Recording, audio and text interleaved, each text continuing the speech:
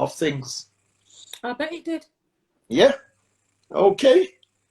And the planters saw Christianity was a sign of mastery and freedom. And where did they get that from? From their Bible. Mastery and freedom. Right. Yep. Right. Doing people, Christianity was a way to access knowledge and power. Yeah. You get it? Yeah. A way to because they see all these white people with all this knowledge and power. They want some. Why not? Go on. And the church and black nationalism might not be able to get into this. Religion and protest were closely intertwined in resistance and liberation among colonial people. So that's why it was such a problem. So I think Webley Rye is saying, LOL, I'm just adding on. Now you're adding on some fire. That's what I'm saying. If Empress, can't even think. If Miss Rebel Jewel was in the room, she'd be throwing up some pew-pews. You're throwing in some fire, man. So the evangelical religion became a channel of protest, rebellion, and reform in Jamaica. Mm-hmm. Yeah. 2 major rebellions were instigated by leading Baptists. Mm-hmm. One, who was? Sam Sharp. Who's the second one? Was it Paul Bogle? Yep. Yeah, I know my history, people. Paul Bogle was also another one who was a Baptist, who was a leader in the Baptists. Yeah. Actually was another. Both part of the Baptist resistance. They were both part of the Baptist resistance in the present from the 1780s until the 1860s. Mm-hmm. The 1780s right through to the 1860s, the Baptists were actually working. Doing their thing. Right. Now, these rebellions took place during periods of intensified revivalist church movements. That's what I wanted to talk about, revivalist. We're coming on to that. All right. One of the first major figures in black nationalism in Jamaica was the preacher Alexander Bedward. Never heard of him. Well, a lot of people have never heard of him, but he is becoming quite well known now. I'm going to write his name in the comments. Wait 1 minute. Bedward, B-E-D-W-A-R-D. Alexander. He was a member of the revivalist Jamaica Native Baptist start again. It was called the Jamaica Native Baptist Free Church from 1889 to 1921, and he was a religious figure who provided leadership for the oppressed. Oh wow! This was after enslavement. Yeah. Slavery ended, but remember, even though slavery had ended, colonialism was still, it was still kneeling on the neck of black people. Exactly. So Webley is saying they say Tucson was a Mason / Christian all the same timeline. Welcome to Fox Shidley Woy, Badman Manchester artist who you need to be following, downloading his music because it will blow your head top. And we've got JJ Image for thank you for joining. Now, Bedward did something different. He connected religion with nationalism. Okay. In other words, the drive to have your own, your right, of universal suffrage and all of that. Mm. Be able to vote for yourself, to determine your own, destination. And that was bad for the colonialists at the time. Colonialists. Okay. But remember, all this had started. All this was going on not just in Jamaica. It was going over the Caribbean. Mm-hmm. It was going in Britain at the same time. Mm-hmm. Remember the 1900 Pan-African Conference took place. Yes. And at the same time, Marcus Garvey was doing his thing. Marcus Garvey was about doing bits. Because there was lots of things going on in America as well. So what I'm saying, yes, It wasn't just in Jamaica, it was happening all over. Yeah, what I said, just like the French revolts and the American nation building as well. So it was happening all over. We've said this before, like, you know, what's happening in one part of the world will, you know, coincidentally, but will mirror what's happening in the other part. And we've discussed it before with Dr. Stephen Bond, that some of the things that have happened in the UK have happened on the same day, the same year in the USA, and vice versa. It's deep. And interestingly enough, this is Bedward was probably the first civil rights leader in Jamaica for nationalism. Not the first civil rights, because obviously all the uprisings and everything, they were part of civil rights. But this civil rights was for nationalism, to actually move away from the colonialists. Boy. Right, so now we know where that kind of Pan-Africanist movement started to come from. But let me just read this comment because it's tickled me. Empress Kemet, I wish you could join so you could sing this. Wow, when I grew up in church, we used to sing a song called Dip Them, Bedwood, Dip Them in the healing sea, dip them to cure bad feeling. Oh my gosh. Oh, that person, she knows about Bedwood. Yeah, do you know about that? I've never heard of that in my life. Myself, but as I said, this is part of it, you see. So wait, I've got two more comments to read out. Webley, right? Even the Romany gypsies were on the same flex years later. All connected. And fuck, do you know what he means by that? No, I don't. Give us a bit more explanation, Webley, right? Because you're on levels upon levels.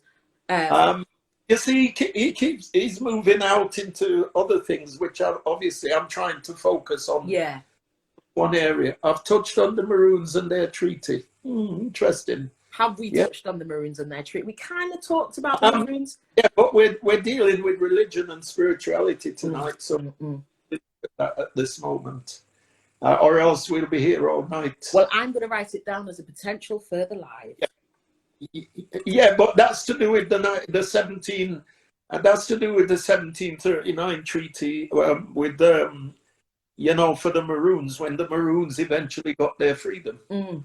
You see, or so-called freedom. That's why you put it in inverted commas.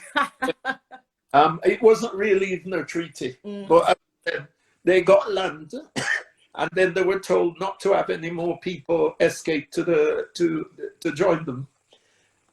And that's what caused the Second Maroon War. Hey. You see. I know. Anyway, Bedward, he had an enormous historical role in attaining certain civil rights for blacks. He and his followers rose up against racial discrimination, injustice, and the tyranny of colonial rule so that he could improve the lives of the black majority. Okay, I get it. Because remember, at that time in Jamaica, even right up to the 1960s, it was white people and fair-skinned people that got all the opportunity. Yeah. The ordinary black people weren't getting anything. Yeah. I mean, at one time they had the 1938 riots, which took place because people were starving. Yes, I heard that, yes. And who was starving? It was not the white people. I know. Interesting. Yes. Anyway, Seventh-day Adventist. Now, this is really interesting because a lot of people don't realize what the Seventh-day Adventists have actually contributed to Jamaica. You know, in 1891, at the request of a guy in Kingston, the Seventh-day Adventists mailed a tract. That's one part of their literature. They mailed it to Jamaica because they mail out they send tracts all over the place, you know. Right.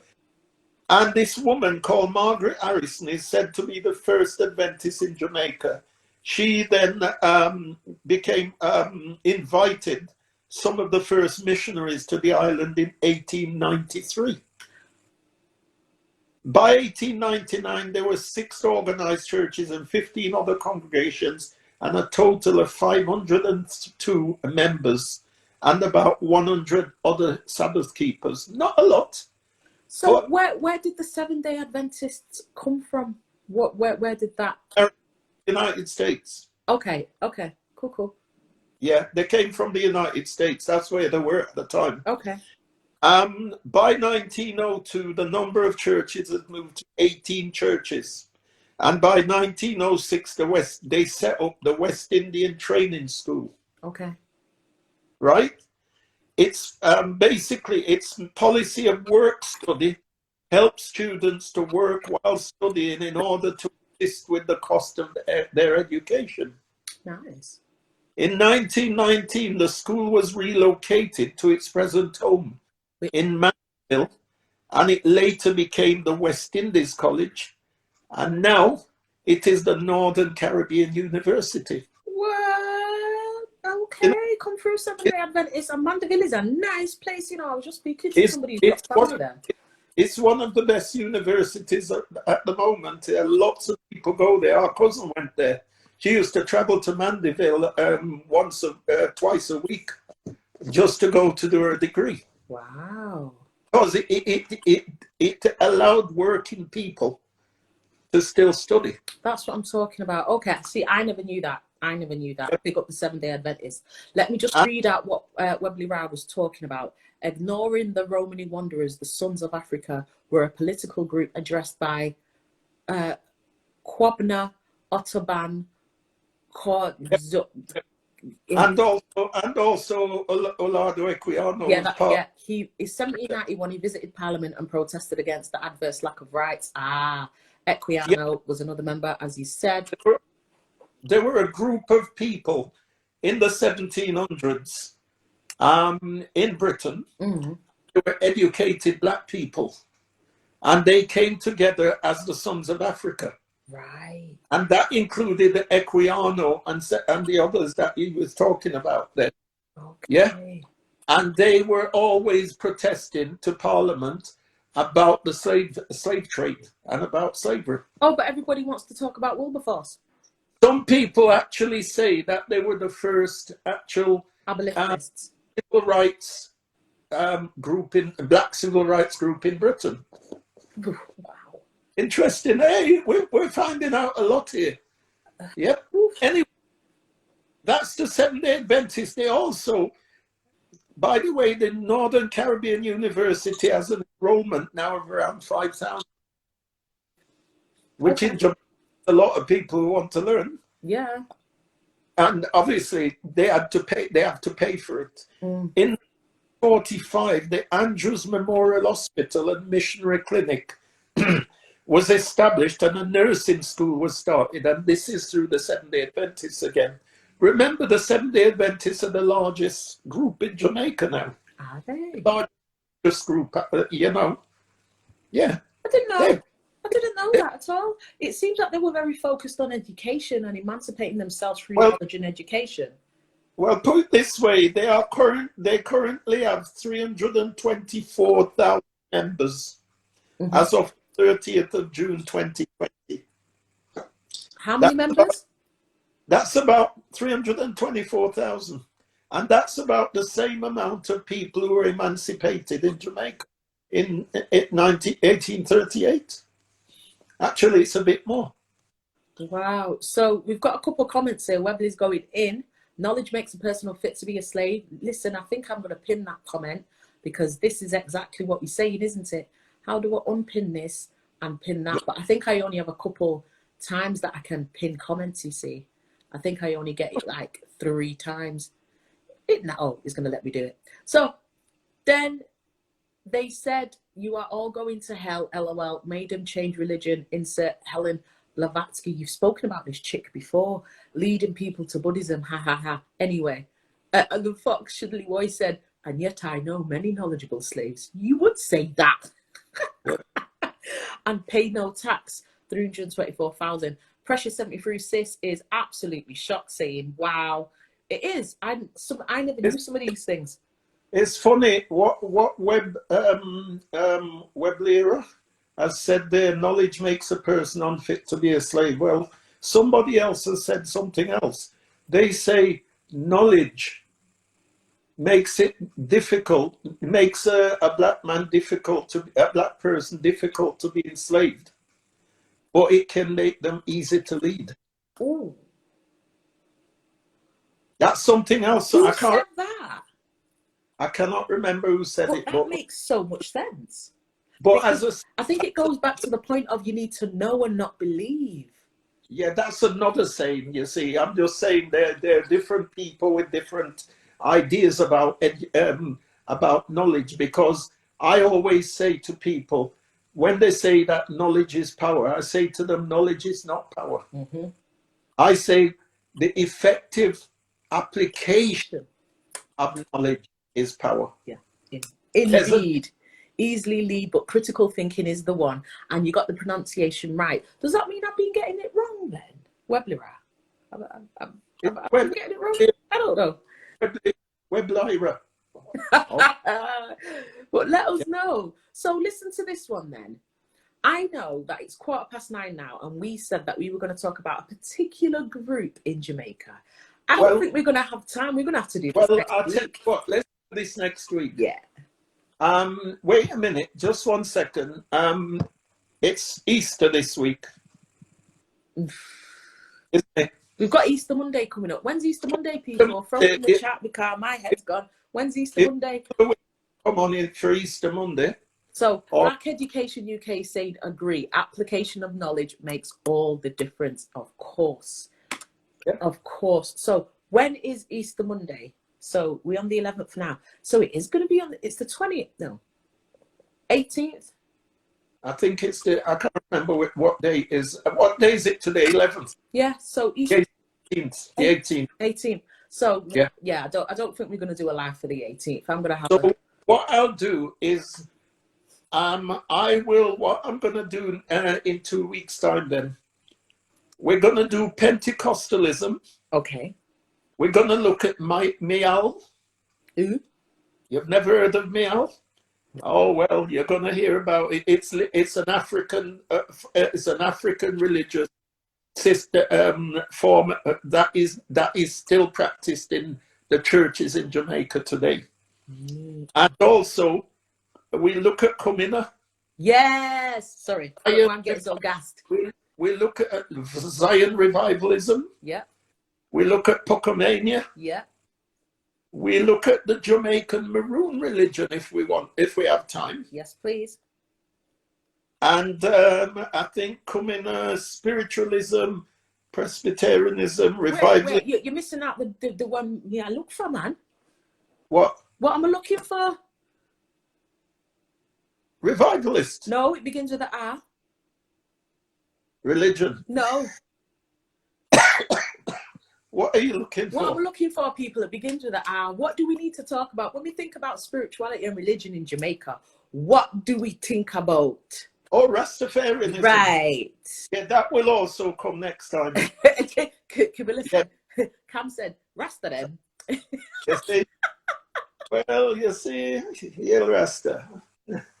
Do their language as well, please, Maroon. The second Sunday of April, Easter at 1928. Yes. So I don't know whether we'll have time to go through all of that then, but let's see what we can do. We might have to do Rasta as a third part because I really want to talk about that because, boy. So you want to talk about the Rastafarians? Mm. And yeah, there's quite a bit because we have to talk about the guy who was supposed to have introduced Rastafarianism to Jamaica. Okay. Or he developed it. Okay.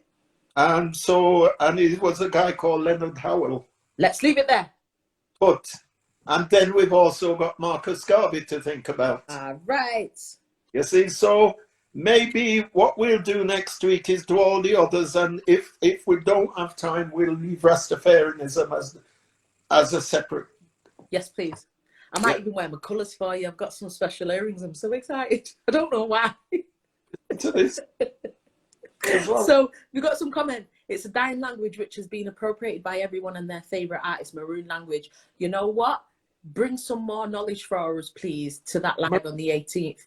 Did you say Maroon language? Yeah, I've heard that there is a Maroon language as well. Oh, there isn't actually a Maroon language. It is a combination of various other African languages.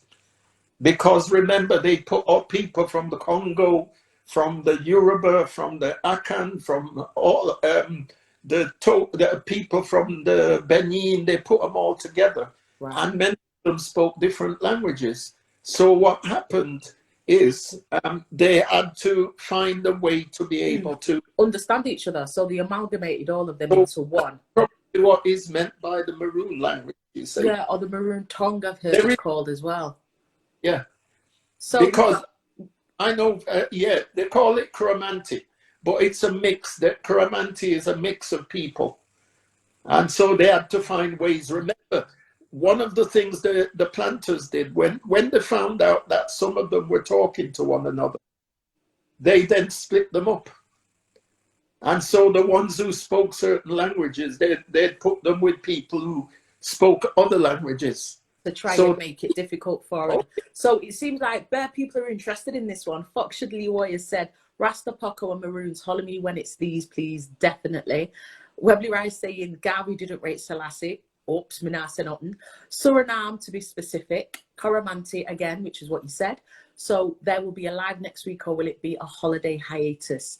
It will be a holiday hiatus because the 18th is Easter Monday. And regardless of what we believe here, there's going to be people who will be celebrating it or centering Easter Monday, doing the Fish Friday and all of them things there. So we're talking religion, and that's what's going to happen. Easter Monday. Listen, I'm having a lion. I'm telling you. But yes, so Raising Roman, oh, thank you so much for joining. You've probably just put little princess to bed. Cammy saying, Defo want to know more on this, as I was unaware as a born Rasta always had Garvey and Selassie on our walls. Boom. This is going to be a good chat. It's going to be on the 25th. Monday the 25th, we're going to talk about Pentecostal, Miao, Kumina, Pukamania, sorry. And then the week after, we're going to talk about Rasta. Yeah, and it may be possible at some point, we may have to do a whole section of the Maroons, won't we? Yeah. Section on the Maroons. I like that. Yeah. So that could be a fourth. I mean, I did say when I promoted it on the other channel that we were doing a series on Jamaica. So that's amazing. So I'm really, really pleased that, you know, people have come into the live and they've given the comments and they've really engaged. And we've learned so much about the different religions, spiritual practices that have been in Jamaica, how it's impacted, you know. And wait, is that Soldier Girl 06? Yes, Cosma, go on. Thank you for joining. Sorry, go on. Yeah. No, what was I? I'm just saying, because it's Jamaica's 60th this year, lots of people are doing things to do with Jamaica. Yeah. Also, can I say to people here, particularly people in Manchester, you've heard of Lord Kitchener? Yes. He was the one who sang on the boat in 1948 when he came over. London is the place for me. Mm-hmm. And he became quite well known, and he lived in Manchester for a while and had a club in Manchester and married a woman. And there's the first blue plaque for any black person is going to be laid, hopefully, on the 22nd of June in Trafford, where he lived. For him? Yes. Yes, Lord Kitchener. So that's amazing. Because I've been talking to the guy who's going to do it, and I'm trying to organize some extra monies because we need. It's only half the money's been put forward for so it. We need to raise some money for that. I love it. Yeah. So that's to look forward to. It's on the same day, which is Windrush Day, the 22nd of June. Cool. Okay. So, very quickly, we've got a comment here that I really resonate with, and if I could pin it, I would, but I've got no pins left. Religion did provide good education, but at the same time, it sort of encouraged limited thinking. And it goes back to your point that knowledge is power, but knowledge can also make you easier to be led. We need to find out who said that quote. It depends on where the knowledge is coming from. Exactly. And whether you can apply it, because as I said, not everybody can. There are lots of people with PhDs that can't even apply their knowledge. That's what Fox Shudley White always said, and he's one of the smartest, most intelligent, critical thinking gentleman kings I know. and I mean real out here. Webley Rara is saying the African exponent comments on what Selassie said. He spoke on fella direct and didn't mince words. I'm not saying nothing. There's beef. There's beef. Oh, Lord. So we're going to touch upon this. So the 18th, we're not going to be here. It's the 25th, isn't it? 25th, we'll be back, and we're going to talk about this. I'm so excited. I'm going to do some research as well, man. Yeah. Definitely going to do some research. So I'm just going to put in the date there. And what have we got done? Share some more info when you can, please. I love how people are connecting and sharing stuff. This is what this is about. This is exactly what this is about. The last thing that I would say is, if I was on my other channel, Speak Your Truth Youth MCR, then I'd be saying it specifically for young people, specifically young Black and brown people, because this is Black History Talks Q&A debate at 8. We need to know our history so we know where we're going. Kids out here need to be armed with racial and ethnic confidence and being able to say things with chest and being able to stand firm upon their culture and their roots, their rituals, so they don't get taken for idiot out here. That's just the long and short of it. All right? So, yes, that's the account. Thank you. Who is supplying the chocolate? Have you heard you? I'm coming to your house for some Easter eggs. I'm not buying chocolates this year. Nice one. Yeah. Any final comments? Excuse me. Okay. No final comment at the moment. Just to say thanks to everybody that's listening to us. And I believe that at some point I spoke to somebody today who's got a lot of fingers in the pie relating to a whole range of things throughout this country. I'm hoping at some point we can bring him on to have a chat. He's the guy I had the interview with recently, and I'm going to link you and this guy up because he's involved with mental health as well. Oh, yes. You see, that's what we talk about. Racial trauma is real. He's written reports on mental health. Yeah. Yeah, let's have a chat. Definitely. Stop going on about chocolate, people. I'm not supplying nothing. I am the chocolate. Oh, gosh. That's it. This is the old. You lot are funny. Anyway, facts. Some quote with no source and make it up and then add their own bias. Yuck. You lot are going in. I love these comments. People follow each other. Do you know what I mean? But ultimately, follow No Diabetes. Follow Speak Your Truth Youth MCR and follow Black History Inspires.